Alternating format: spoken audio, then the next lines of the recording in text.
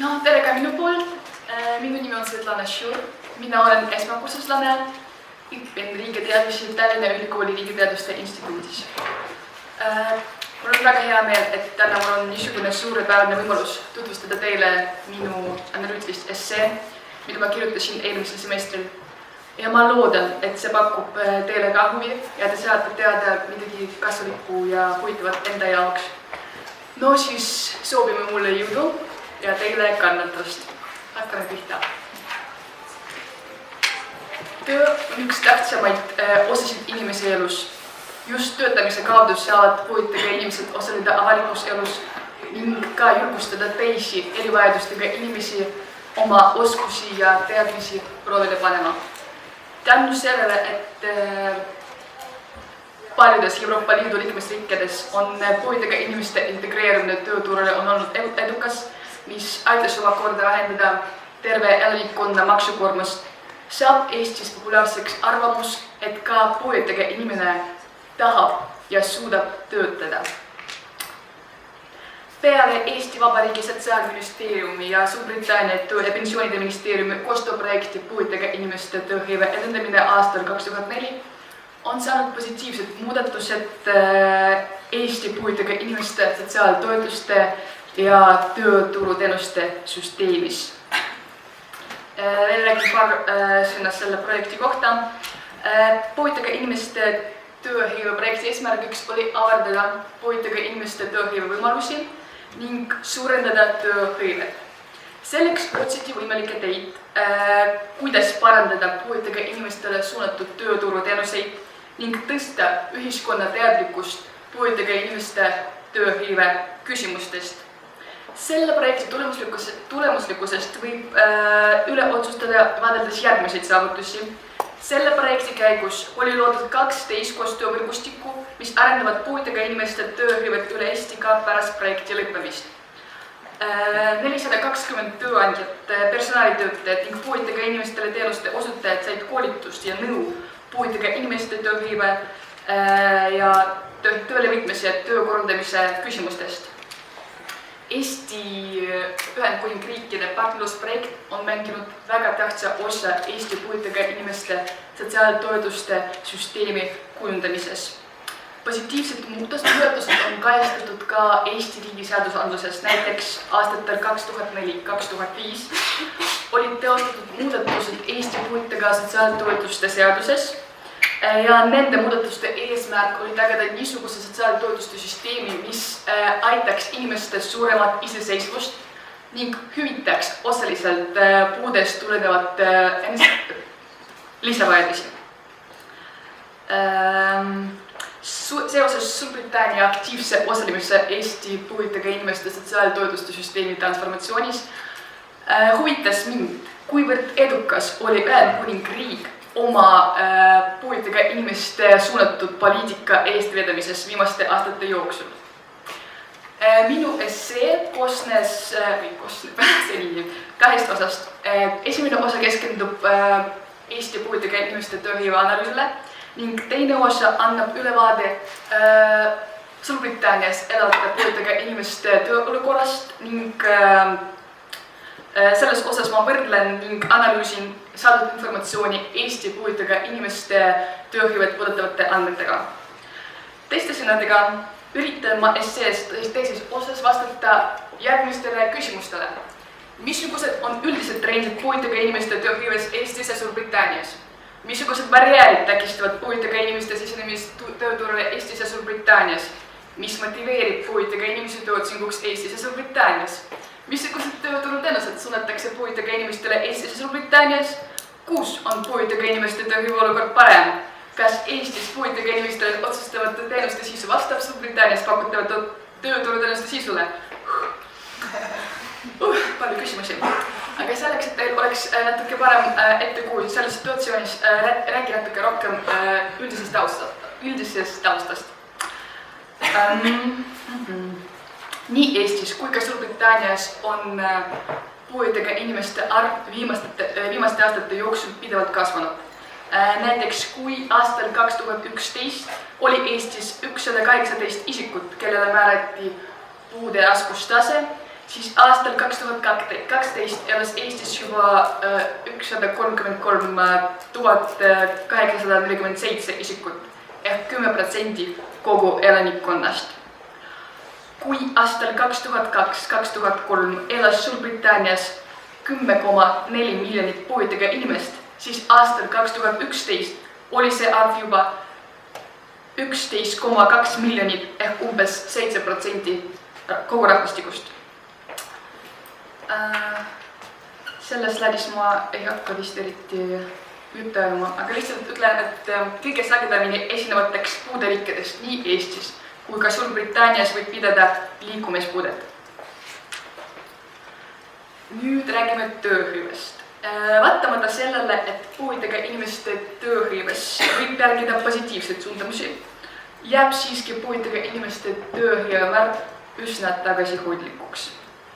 Aastal 2009 töötas kõigest 16-aastastest ja vanematest puuetega inimestest ainult 8% ning tööealistest töötas mõnevõrra rohkem ehk 17%. Aasta 2011 seisuga oli 18-aastaste kuni vanaduspensioni ealistele puuetega inimeste tööhõive määr 21%, mis jääb oluliselt alla kogu rahvastiku tööhõive määrale, mis on 67%. Suurbritannias on erinevus puuetega inimeste ja puudeta inimeste tööhõive määras on olnud alati. Kuigi aastast 2002 kuni aasta 2012 on see lõhe mõnevõrra vähenenud ehk umbes 6% võrra, jääb see siiski 29%-le. Tööhõive määra poolest on Suurbritannia Eestis märkimisväärselt parem. Aastal 2011 oli Suurbritannias hõivatud 48,8 puuetega inimestest. Eestis oli samal aastal hõivatud ainult 21% puuetega inimestest ning kogu rahvastiku hõivemäär oli puuetega inimeste tööhõive määrast 46% võrra suurem. Kokkuvõtteks võib väita, et Suurbritannias elavate puuetega inimeste tööhõive olukord on Eesti omast paljude näitajate poolest parem. Ja kahjuks ma näitan teile seda diagrammi, siin me võime jälgida just seda lõhe Suurbritannias elavate puuetega ja puudeta inimeste tööhõive määras. Nüüd räägime teiega nendest barjääridest ning põhjustest, mis takistavad puuetega inimeste sisenemist tööturule. Probleemid, mis on seotud puuetega inimeste tööhõive mõlemates riikides, ei ole tingitud ainult selle riskirühma kehvast terviseseisundist. Puude olemasolu ei ole ainuke tegur, mis takistab puuetega inimeste sisenemist tööturule. Peamiseks barjääriks tööminikul nii Eesti kui ka Suurbritannias nimetati alaväärsustundest tulenevat julguse ja enesekindluse puudust. Seega pole mõtet emistada, et 2006. aasta uuringu andmetes selgub, et puuetega inimeste valmidus tööle minna on üsna madal. 16–64-aastastest puuetega inimestest, kes ei tööta ega tegele ettevõtlusega, sooviks tööle minna ainult 33%, 58% ei soovi minna ning 9% on kõhkleval seisukohal. Puuetega inimeste kehva positsiooni tööturul võib seletada ka selle riskirühma madala haridustasemega. Kui me võrdleme 16–34-aastate puuetega inimeste haridustasemeid kogu rahvastiku samade vanuserühmadega, näeme, et puuetega inimeste osakaal kolmanda kõrghariduse ja teise taseme haridusega on märgitavalt väiksem. Kui 25–34-aastaste vanuserühmas on kolmanda taseme haridusega 36%, siis samas vanuserühmas puuetega inimestel on see näitaja ainult 18%. Kahjuks üheks peamiseks barjääriks puuetega inimeste tööle minekul on ka tööandja eeldatavat eelarvamus ja huvipuudus. Kuigi tegelikult ei pruugi alati puuetega inimeste tööle võtmine tähendada ettevõtlusele lisakulusid. Pigem vastupidi, kuna riik osutab töötavale puuetega inimesele päris palju tööturuteenuseid, võib erivajadusega inimese värbamine tähendada tööandjale sageli rahalist võitu. Ja veel tõsised barjäärid puuetega inimeste sisenemisel tööturul, tehnilised barjäärid, niivõrd nimetatud infotranspordi puudumine, logistilised probleemid, nad võivad ka takistada erivajadustega inimeste edukat viibimist tööturul. Paljud tööandjad ei soovi värbida puuetega inimesi ka paindlikuma töögraafiku vajaduse tõttu. Uuringu tulemused näitasid, et ligi 60% puuetega inimestest eelistaksid osaaja tööd. Tõsi on see, et niisugune vorm on Eestis vähem levinud. Eesti tööjõu uuringu andmetel töötas aastal 2005 kõigest 16 kuni 64 aastastest töötajatest osaajatööl vaid 7,2% kõigest soovijatest. Lisaks tõsiseks probleemiks puuetega inimeste jaoks tööleidmise teel võib pidada pakutavate töökohtade puuduvat infot. 43% tööealistest mitte töötavatest puuetega inimestest, kuid töötamises huvitatud täiskasvanustest vastasid, et vajavad sellist rohkem teavet pakutavate töökohtade kohta. Minu jaoks sai päris suureks üllatuseks see, et Eestis erinevalt toodi Suurbritannias ka niisugust barjääri nagu perekohustused. Eestis küll niisugune vastus ei olnud populaarne. Stimuleerivad või motiveerivad puuetega inimesi tööotsinguks. Tõsiasi on see, et lisaks majanduslikule heaolule on puuetega inimeste tööle minukale motivaatorite hulgas ka eneseteostuse võimalus. Erivajadustega inimesed vajavad tunda end täisväärtusliku ühiskonna liikmena. Just seepärast on sotsiaalne kasutus väga tähtis. Võimalus suhelda teiste inimestega, viibida nende seltskonnas ja teha midagi kasulikku, see teeb puuetega inimeste elu palju huvitavamaks ja vaheldusrikkamaks. Sellest räägivad ka 2005. aasta uuringu tulemused, kus 88% puuetega inimestest olid huvitatud töötamises kui majandusliku heaolu allikas. Ja 80% vastajatest leidsid aga, et neid stimuleerib eneseteostuse vajadus. Nüüd räägime teiega puuetega inimestele suunatud tööturuteenustest. Kuna Eestit võib pidada mõnes mõttes puuetega inimeste Suurbritannia sotsiaaltoetuste süsteemi pärijaks, on Suurbritannias ja Eestis puuetega inimestele suunatud tööturuteenused ning nende osutamise kord väga sarnased.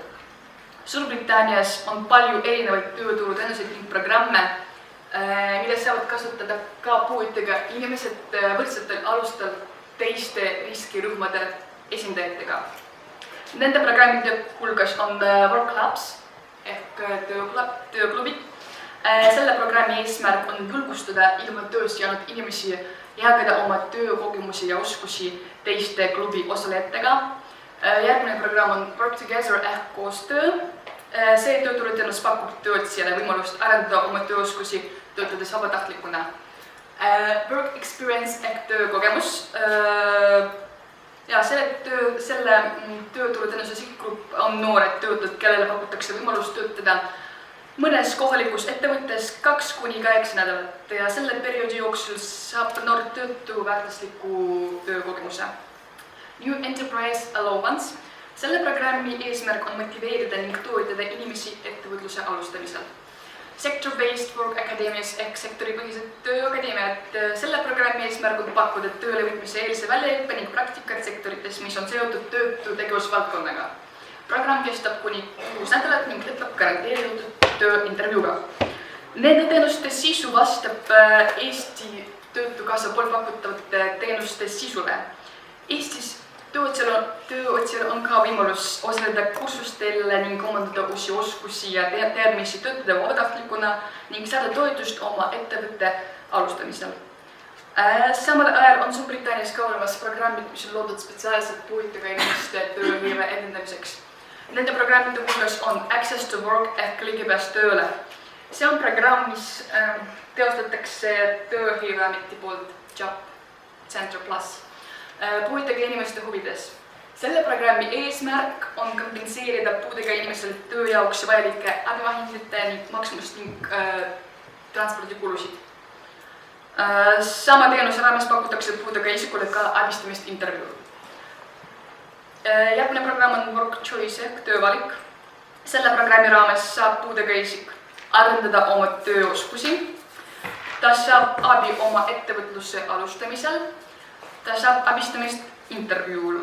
Igal aastal osaleb Work Choice programmis umbes 23 000 inimest ning umbes 9 000 leiavad endale sobiva töökoha. Ja resultaat. Employed. Selle programmi raames puuetega isikud saavad abi oma oskuste arendamises, tööotsingus ning tööpraktika koha leidmises. Work Choice ja Employed programmidest rääkides tuleb kindlasti arvesse võtta ka, et samasugused teenused on kättesaadavad ka Eestis elavate puuetega inimestele ainult teiste tööturuteenuste raames. Peale projekti puuetega inimeste tööhõive edendamine aastal 2004 kehtestas Eesti muudatusi seadusandluses ning asutas uusi Suurbritannias teenustele analoogiliseid puuetega inimestele eraldi suunatud tööturuteenuseid.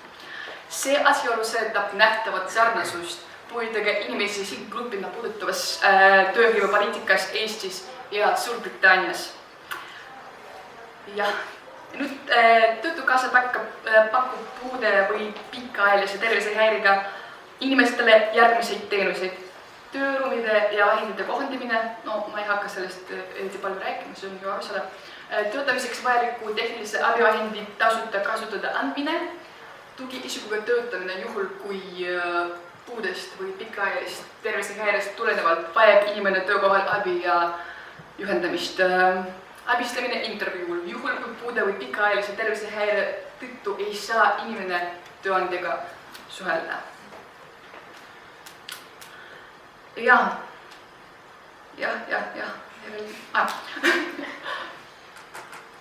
Antud diagrammi andmetest tuleneb, et kõige populaarsemad tööturuteenused puuetega inimeste seas on tugiisikuga töötamine ning abistamine intervjuul. Ning lõpetuseks. Riigi edukust määrab selle võime kasutada kõik olemasolevaid ressursse. Nende hulgas on kindlasti ka inimressurss. Eesti saab olla edukas ja konkurentsivõimeline ainult sel juhul, kui meie riigi igal inimesel on võimalus panustada Eesti riigi arengusse. Just seepärast muutub puuetega inimeste tööhõive küsimus meie riigi poliitikas esmatähtsaks. Ja vaatamata sellele, et puuetega inimeste tööhõive olukord Suurbritannias on paljude näitajate poolest Eesti omast parem ja piisavalt arenguruumi mõlemates riikides. Aitäh tähelepanu eest ja küsimusi!